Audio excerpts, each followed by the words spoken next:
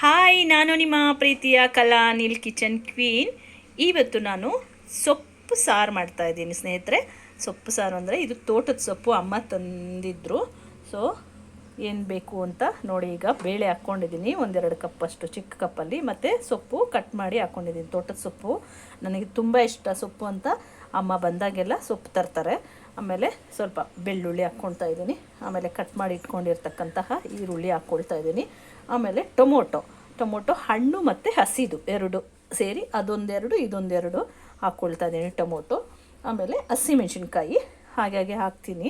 ಆಮೇಲೆ ಅದು ಇದು ಮಾಡಿದಾಗ ಪೇಸ್ಟ್ ಮಾಡ್ತೀವಲ್ವ, ಆವಾಗ ಬಂದುಬಿಡುತ್ತೆ, ಚೆನ್ನಾಗಾಗತ್ತೆ. ಸೊ ಹಸಿಮೆಣ್ಸಿನ್ಕಾಯಿ ಹಾಕ್ತಾಯಿದ್ದೀನಿ. ಈಗ ರುಚಿಗೆ ತಕ್ಕಷ್ಟು ಉಪ್ಪು ಹಾಕ್ಕೊಂಡು ಒಂದೇ ಸರ್ತಿ ನೀರು ಹಾಕ್ಬಿಟ್ಟು ಇಟ್ಬಿಡೋಣ. ರುಚಿಗೆ ತಕ್ಕಷ್ಟು ಉಪ್ಪು ಹಾಕಿದ್ದೀನಿ. ಈಗ ನೀರು ಒಂದು 2 ಗ್ಲಾಸಷ್ಟು ನೀರು ಹಾಕ್ಕೊಂಡ್ಬಿಡ್ತೀನಿ.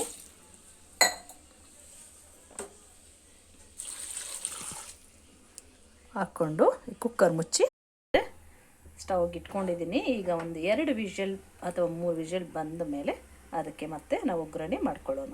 ಓಕೆ, ಈಗ ಕುಕ್ಕರ್ ವಿಷಲ್ ಆಗಿದೆ ಸ್ನೇಹಿತರೆ. ಓಪನ್ ಮಾಡ್ತಾ ಇದ್ದೀನಿ. ನೋಡಿ, ರೆಡಿಯಾಗಿದೆ. ಈಗ ಇದರಲ್ಲಿ ಸ್ವಲ್ಪ ನೀರಿರುತ್ತೆ, ನೀರಿನ ಅಂಶ ಇರುತ್ತಲ್ವ, ಅದನ್ನು ಒಂದು ಪಾತ್ರೆಗೆ ಬಗ್ಗಿಸ್ಕೊಂಡಿದ್ದೀನಿ ನೀರನ್ನ. ಮತ್ತು ಇದನ್ನು ನಾವು ಮ್ಯಾಶ್ ಮಾಡ್ಕೊಳ್ಳೋಣ. ಸ್ವಲ್ಪ ನುಣ್ಣಗೆ ಕಟ್ ಮಾಡಿ ಹಾಕ್ಕೊಂಡಿದ್ದೀನಿ ಆಲ್ರೆಡಿ. ಎಲ್ಲ ಸ್ವಲ್ಪ ಮ್ಯಾಶ್ ಮಾಡಿಕೊಂಡು ಒಗ್ಗರಣೆ, ಆ ನೀರು ಮತ್ತೆ ಮಿಕ್ಸ್ ಮಾಡಿಕೊಂಡು ಒಗ್ಗರಣೆ ಮಾಡಿಕೊಂಡ್ರೆ ಸೊಪ್ಪು ಸಾರು ರೆಡಿ ಆಗುತ್ತೆ. ತೋಟದ ಸೊಪ್ಪು ತುಂಬ ರುಚಿಯಾಗಿರುತ್ತೆ. ಬೇಳೆ ಹಾಕಿ ನಾನು ಹಸಿಮೆಣ್ಸಿನ್ಕಾಯಿ ಹಾಕಿ, ಟೊಮೊಟೊ ಸ್ವಲ್ಪ ಹಸಿ ಟೊಮೊಟೊ ಮತ್ತು ಹಣ್ಣು ಟೊಮೊಟೊ ಹಾಕಿ ಸ್ವಲ್ಪ ಗಟ್ಟಿಯಾಗಿ ಮಾಡ್ತಾಯಿದ್ದೀನಿ. ಮುದ್ದೆ